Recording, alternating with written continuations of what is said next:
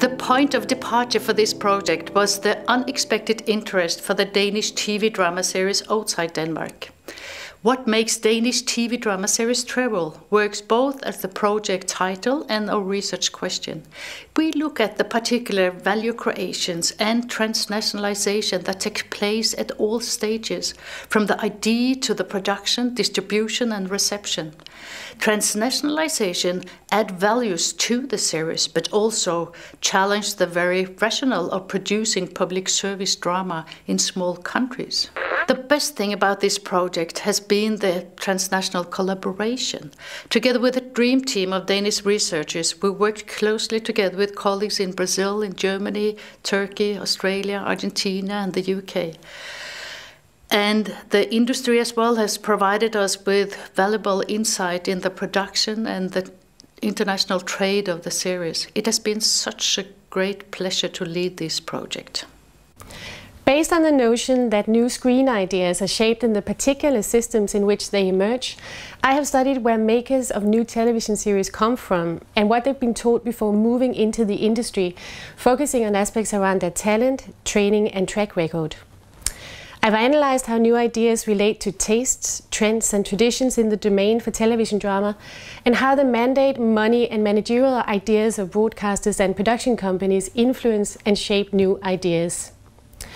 For many years, Danish television drama was primarily produced by the Danish Broadcasting Corporation based on specific ideas of what characterizes good public service storytelling.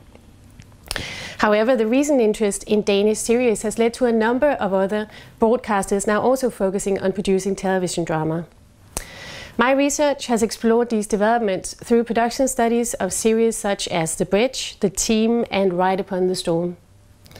The research points to how the international interest has led to a much more complex television production landscape with a number of different strategies for how to target national as well as international audiences, much more collaboration with international players and fierce competition for the best talent. My project is to write a comprehensive history of Danish TV drama. I do this on the basis of a registration of TV drama from DR and TV2, the two Danish public service institutions.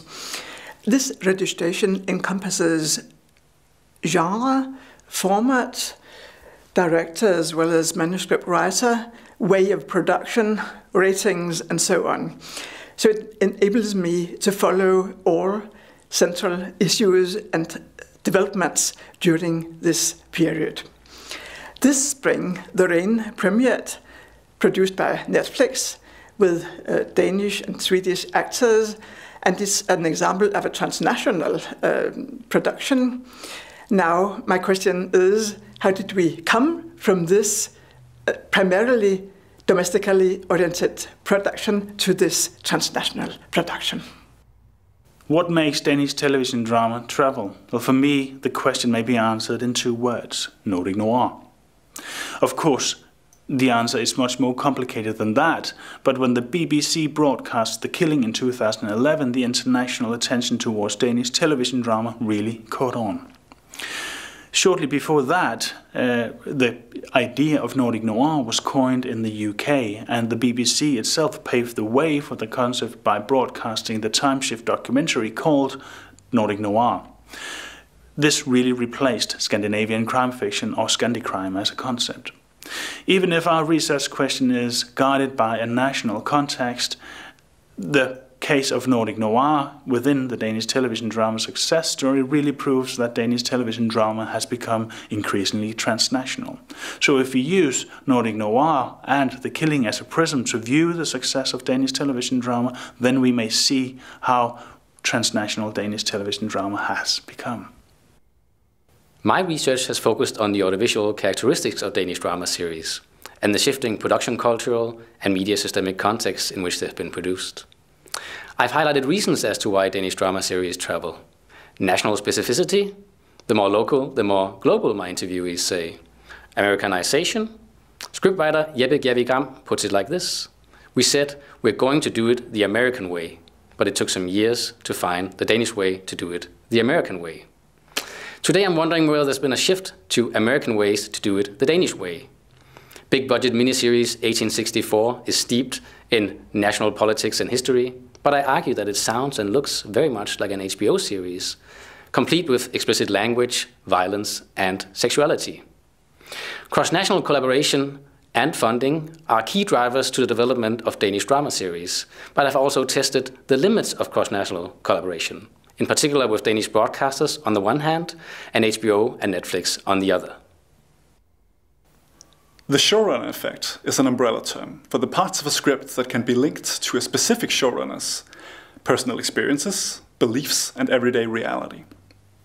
To explore the power of the showrunner effect, I examined several American remakes of Danish television series, such as AMC's The Killing and FX's The Bridge.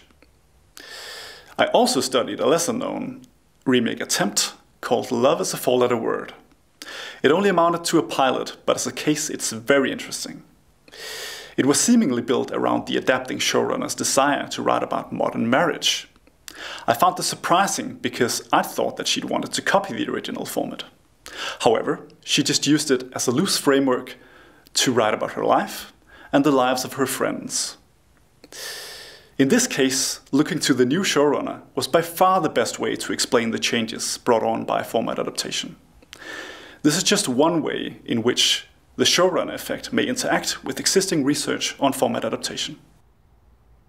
We studied the audiences of the 3 series Forbrydelsen, Borgen and Broen in 9 different countries in 5 continents.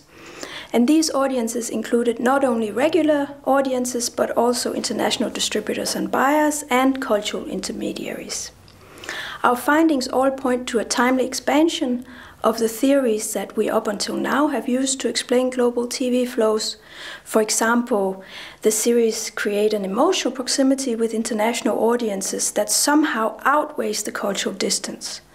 Also, some of the global audiences seem to even prefer the Danish series to their own local series because they see characters and societal problems that are felt more authentic and real, and in this aspect even closer to their own societal and personal problems.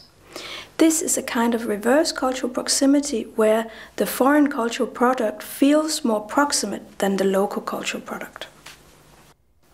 If you want to understand the dynamics of the circulation of Danish television drama series, Germany is a key market to be considered. The public broadcasters DR and ZDF have been collaborating since the international acclaim of Nikolai and Julia and Unit 1 in the early millennium. And since then, ZDF has supported Danish drama series financially, raising production value and with it the international appeal. And for German audiences, this was a welcomed add-on to the already existing crime and drama slot on a Sunday night. My audience studies in Germany show that audiences like Danish drama series because they perceive them as more authentic and credible than American imports or domestic productions. And authenticity is created through the emphasis of very specific places in a very specific society while presenting universal topics. Current topics, credible characters, and a strong yet ambivalent female lead character are important aspects for audiences.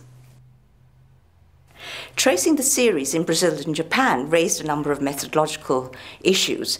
One was accessing the people to be interviewed and have had interactions with. The interactions also occurred in 4 languages: Japanese, Portuguese, Danish, and English. I had 0 access to reliable statistics, and all this meant that the information I gained was a fragmented mass that had to be assembled in some sort of wider or larger tapestry. Despite this, some of the striking observations that can be made from this significantly small and ultra-niche audience is the blurring of the division between the Danish and the Nordic. The other is how decisions in Anglophone markets still continue to impact decisions made in Tokyo and in Sao Paulo, as well as how cultural intermediaries work with these series to promote some sort of stylistic or political cosmopolitanism.